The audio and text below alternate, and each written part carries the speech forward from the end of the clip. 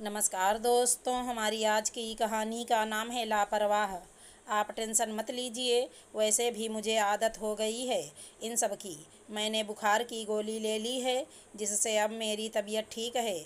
आप आराम से ड्राइंग रूम में बैठिए, मैं अभी आपके लिए खाना बना कर लाती हूँ। कुसुम ने अपने ससुर श्यामलाल से कहा तो वो उससे बोले, बहू, मैं देख रहा हूँ तुम्हें कई दिन से बुखार रहा है। जब तुम्हें बुखार आता है तुम बुखार की गोली खाती हो। गोली खाने पर जब तुम्हें आराम मिल जाता है तुम काम करती रहती हो। अभी तुम गोली खाने के बाद ही राहत मिलने पर खाना बना रही हो। इस तरह बगैर डॉक्टर की सलाह से अपनी मनमर्जी से गोली खाना ठीक नहीं। तुम राकेश से कहती क्यों नहीं कि वो तुम्हें डॉक्टर के पास ले जाए। यह सुनकर कुसुम दुखी हो गई थी, क्योंकि उसके पति उससे प्यार तो बहुत करते थे, परंतु वे बेहद लापरवाह इंसान थे। कभी कभी उसकी बात बिल्कुल भी नहीं मानते थे।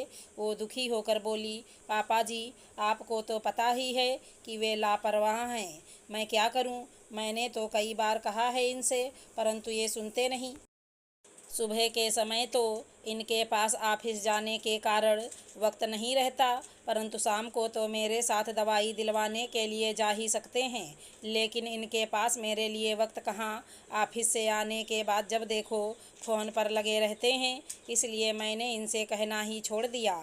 ठीक है बहू, यदि राकेश तेरी नहीं सुनता तो अब मैं इसे अच्छी तरह से सुनाऊंगा, ताकि इसे अकल आ जाए। श्यामलाल अपने बेटे राकेश के बारे में कुसुम से अभी कह ही रहे थे कि तभी राकेश रसोई में आकर बोला, जल्दी से मेरे लिए प्लेट में खाना लगा दो, मुझे बहुत ज़ोर की भूख लगी है।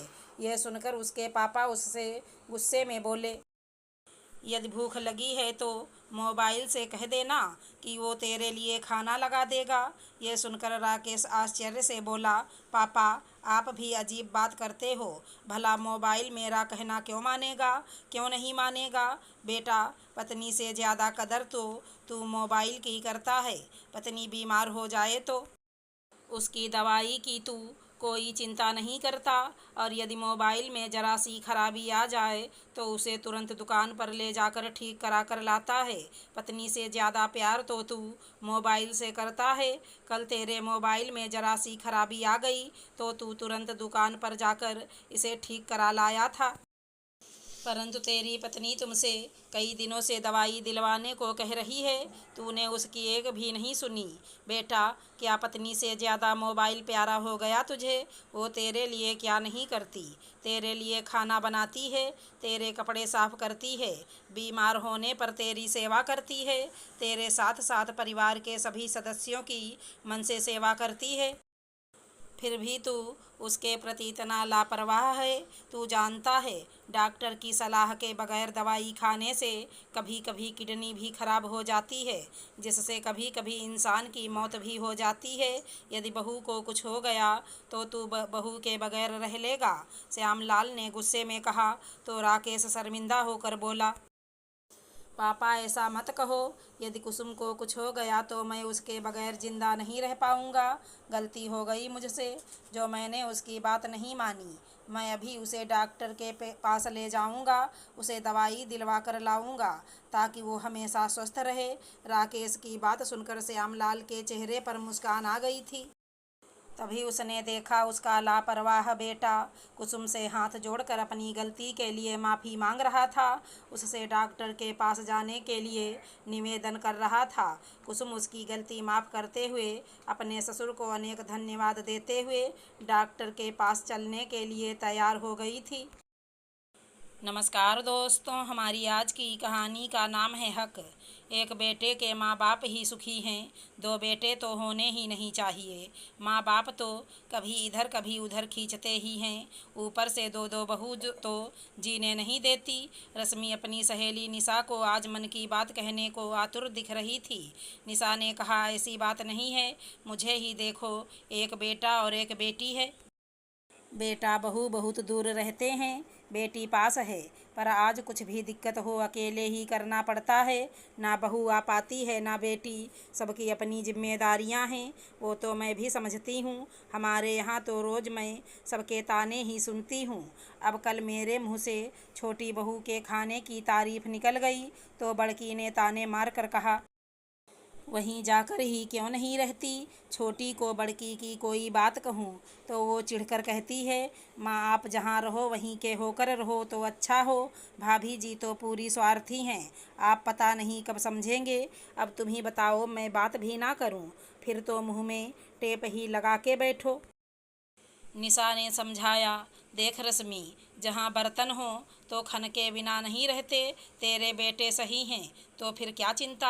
हाँ बहन, छोटा तो सही ही है, वो तो बाहर जॉब करता है, पर अभी बड़का नितिन अपने पापा की दुकान में बैठता है। छोटे ने तो पढ़ाई ज़्यादा की तो वो नौकरी करता है, बड़का दुकान में बैठता है। अब बड़का दुकान अपने नाम करने की बात करता है, काम तो देखो वहीं ज़्यादा देखता है, पर दुकान तो इसके नाम कैसे करें। आज दुकान बेचो तो 3 करोड़ की है, एक बेटे को कैसे दें। बड़की बहू उठते बैठते कहते रहती है, हम आपको अपने साथ रखते हैं तो हक भी हमारा है। ले देकर एक दुकान ही है जिसका हमें सहारा है। मायूसी से भर उठी रश्मि, रश्मि तुम अपने जीते जी तो मत देना, वसीयत बना दो वो अलग बात है। दुकान नाम कर दी तो तुम उनके मोहताज हो जाओगी। हाँ निशा यही सोच कर चुप हो जाते हैं। अब दुकान भी कम जाते हैं, पूरा व्यापार उसी के हाथ है। हम तो अभी से पैसे के मोहताज हैं, आने वाला समय कैसा चलेगा पता नहीं। चिंतित से रश्मि बोली, चलती हूँ, कल मिलेंगे, मैंने तुम्हें ही परेशान कर दिया। रश्मि जाने लगी। रश्मि, कभी तुम दोनों चाय पर आओ। आऊँगी कहकर दोनों सहेली अपने अपने घर चली गईं। निशा ने अपने पति से रश्मि की परेशानी कही। निशा के पति स्वावलंबी और थोड़े दबंग हैं। रश्मि और उसके पति को दबने की क्या ज़रूरत है, उनकी दुकान है, वो जो भी करें।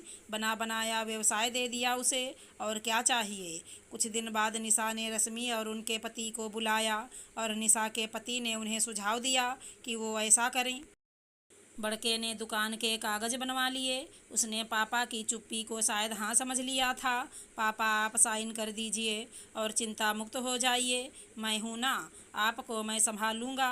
बहू बोली, हाँ मम्मी, आपको तो अब भजन करना चाहिए। बेटा दुकान तो मेरी है, मैंने दुकान के तो हिस्से अभी करने ही नहीं हैं ना। अभी तेरी माँ और मैं मरने जा रहे हैं। एक काम कर, तू या तो दुकान खाली कर या दुकान का भाड़ा हमें दे। पापा आप कितनी ओछी बात करते हो, आप दोनों हमारे पास रहते हो, हम आपका खर्चा चलाते तो हैं। हाँ बेटा, रोटी तो तुम अपने नौकर को भी खिलाते हो, तुमको मैं दुकान फ़िलहाल नहीं दूंगा। तूने मेरी मर्जी जाने बिना पेपर बनवाए हैं। मैं तेरा लालच समझ गया। तुम अगले महीने से दुकान का भाड़ा भेज देना और साथ ही भाड़े के कोई घर में चले जाना। अब बस बहुत हो गया। रश्मि चुप बैठी थी।